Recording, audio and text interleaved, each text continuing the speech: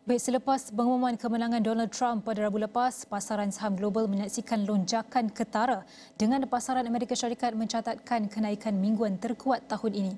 Namun bagi Malaysia, Trump 2.0 mungkin membawa impak lebih mendalam daripada sekadar momentum pasaran global dan fokus pentadbirannya terhadap deregulasi perdagangan dan perbelanjaan infrastruktur berpotensi mencipta kesan limpahan yang memperkukuh pelaburan asing dalam pasaran sedang membangun termasuk Malaysia. Jadi untuk berbincang lebih lanjut tentang perkara ini adalah Muhammad Siddiq Jantan, Ketua Pendidikan Pelaburan UOB KKN Wealth Advisors. Baik Siddiq, mungkin pertama sekali selepas pemilihan semula Trump, kita menyaksikan pasaran di Amerika Syarikat meningkat dengan ketara. Jadi mungkin boleh kongsikan apakah faktor utama yang mendorong optimisme pelaburan ini dan adakah jangkaan positif ini berkemungkinan kekal untuk jangka masa panjang?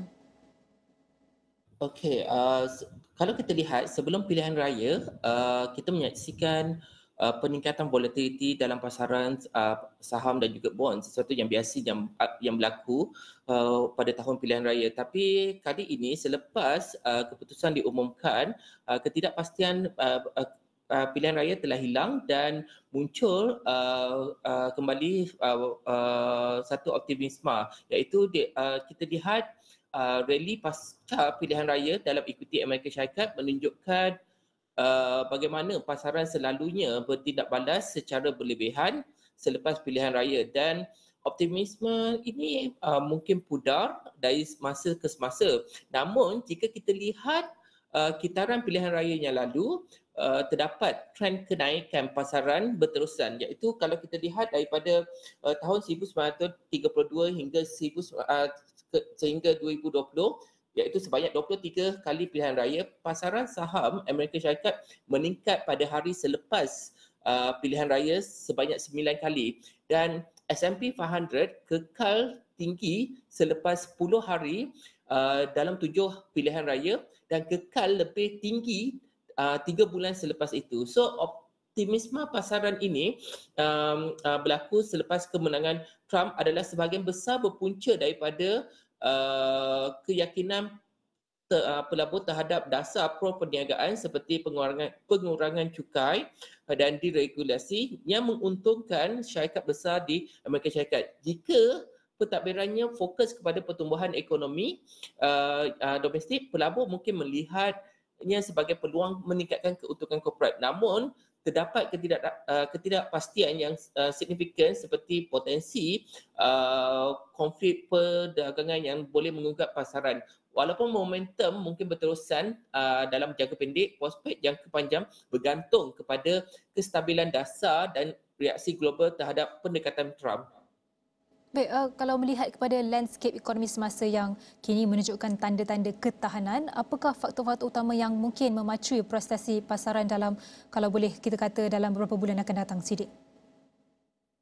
Okey, kalau kita lihat pendekatan apa yang Trump pamerkan dalam promosi pilihan raya beliau, kita lihat terdapat 3 faktor yang berpotensi memacu potensi pasaran, iaitu yang pertama, data ekonomis secara konsisten menolak jangkaan berlakunya kemelesatan ekonomi dan menunjukkan pertumbuhan global yang melebihi daripada purata. Ianya didorong oleh perbelanjaan pengguna yang kukuh, walaupun terdapat kemungkinan sedikit lambat. Beberapa petunjuk kekal kukuh, iaitu peningkatan pendapatan pekerjaan yang stabil, keuangan isi rumah yang sihat dan juga pertumbuhan pinjaman. So itu yang pertama. Yang kedua, kita lihat untuk keuntungan korporat, ianya juga dijangkakan meningkat, menyokong pandangan positif terhadap pasaran saham.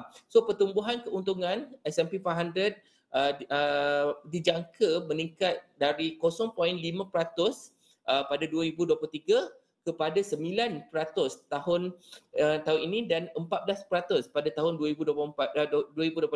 Walaupun anggaran tahun hadapan mungkin sedikit optimistik, trajektori peningkatan ini membantu mengekalkan pasaran bull yang kini memasuki tahun ketiga. So yang akhir sekali, sebab pilihan raya dan Trump sebagai presiden berlaku di sewaktu penurunan kadar faedah. So kadar faedah yang berkemungkinan yang kita lihat sekarang ni sudah mencapai puncak dan mula menurun. Fed sedang menurunkan kadar faedah bukan sebagai tindak balas kepada kemelesetan, tetapi disebabkan oleh penambahbaikan dalam inflasi dan memberi peluang kepada pendaratan yang lembut. So tiga petunjuk ni mencadangkan bahawa pasaran kekal positif didorong oleh aktiviti pengguna yang kuat, keuntungan korporat yang meningkat dan juga dasar keuangan yang lebih longgar.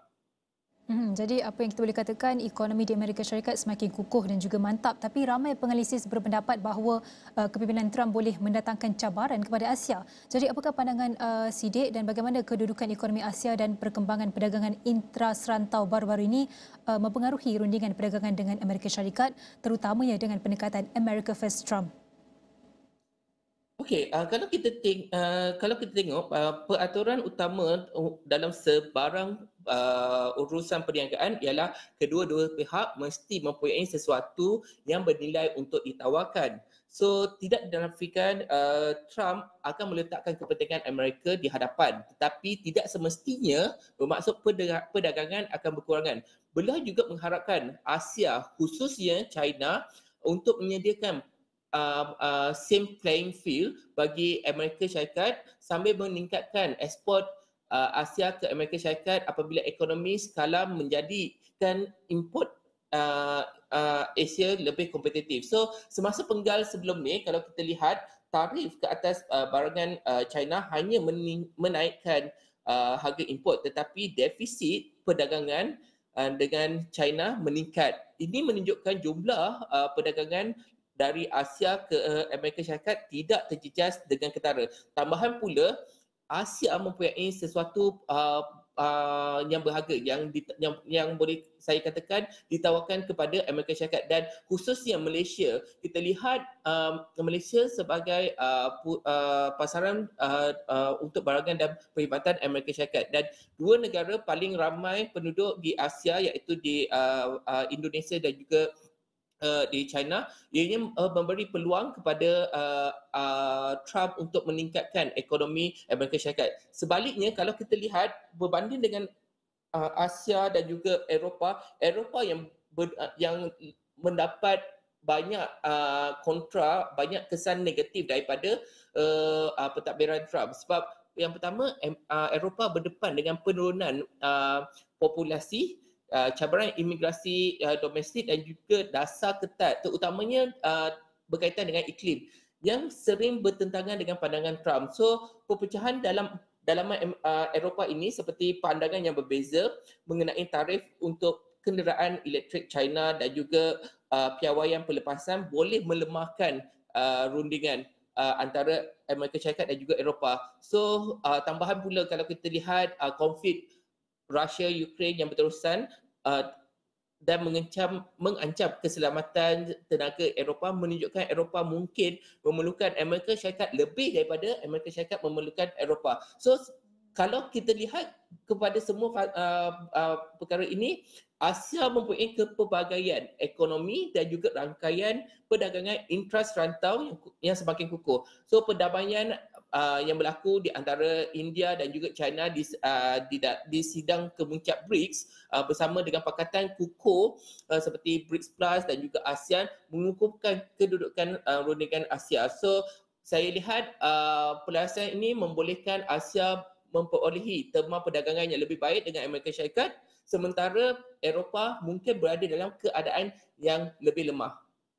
Sidik, kalau kita nak lihat, tetapi juga perubahan dasar pasti berlaku selepas pilihan raya dan itu tidak kita nafikan. Jadi bagaimana pelabur harus menyesuaikan portfolio mereka untuk merebut peluang pasaran sambil mengurangkan risiko, dan kalau kita mempertimbangkan peluang dan risiko ini, mungkin sektor-sektor manakah dalam pasaran saham Malaysia yang pelabur patut beri perhatian khusus, dan adakah sektor-sektor yang mungkin berdepan cabaran pada masa akan datang? Okey, untuk pelabur Malaysia, so kita melihat pelabur Malaysia yang mempunyai pelaburan di Malaysia dan juga pelaburan di Amerika Syarikat. So untuk pelabur yang melabur di Amerika Syarikat, strategi pelaburan harus kekal fokus kepada memperluaskan pembahagian aset. Buat masa ini, pelaburan berasaskan nilai sektor kitaran dan juga saham syarikat kecil dan sederhana sedikit ketinggalan sejak permulaan bull pada Oktober 2022. So sektor-sektor ini mempunyai ruang untuk mengejar kerana kepimpinan pasaran semakin meluas di luar sektor teknologi. Saham-saham sederhana di syarikat sederhana di Amerika Syarikat dan juga sektor industri berpotensi mendapat manfaat daripada dasar pro pertumbuhan seperti pengurangan cukai dan juga diregulasi. So bagi pelabur yang melabur di pasaran equity Malaysia, jika diregulasi perdagangan berlaku, kita lihat ia berpotensi meningkatkan akses syarikat Malaysia ke pasaran Amerika Syarikat, terutamanya produk teknologi dan produk elektronik dan juga perkilangan, di mana Malaysia adalah salah satu pengeksport utama. So dengan diregulasi, ekspor Malaysia ke Amerika Syarikat dapat dipercepatkan, meningkatkan pertumbuhan sektor teknologi tempatan. Namun risiko mungkin muncul jika Trump mengambil pendekatan unilateral dalam merundingkan perdagangan atau mengenakan sekatan tertentu ke atas produk di negara-negara tertentu. Untuk sektor-sektor manakah dalam pasaran saham Malaysia yang saya boleh katakan adalah para pelabur boleh memberi perhatian kepada sektor teknologi dan pembuatan, khususnya sarung tangan yang berpotensi mendapat manfaat daripada peningkatan permintaan global dan juga ekspor. Sektor teknologi juga mempunyai keterkaitan dengan rantaian bekalan Amerika Syarikat, boleh mendapatkan manfaat sekiranya pendapatan tetap stabil. Selain sektor sarung tangan, apa yang saya lihat dengan kemungkinan tarif import lebih tinggi terhadap produk sarung tangan di China, syarikat Malaysia yang mempunyai syarikat di Amerika Syarikat boleh mendapat manfaat daripada kemenangan Trump, iaitu melalui pengurangan cukai korporat. So pengurangan insentif kerajaan yang kesan negatif daripada Trump 2.0 yang saya lihat adalah agenda hijau akan memberi kesan negatif kerana jika Trump mengurangkan insentif kerajaan kepada projek solar dan juga angin luar pantai, EV dan insentif bahan api, ianya juga memberi kesan negatif kepada sektor perladangan di Malaysia.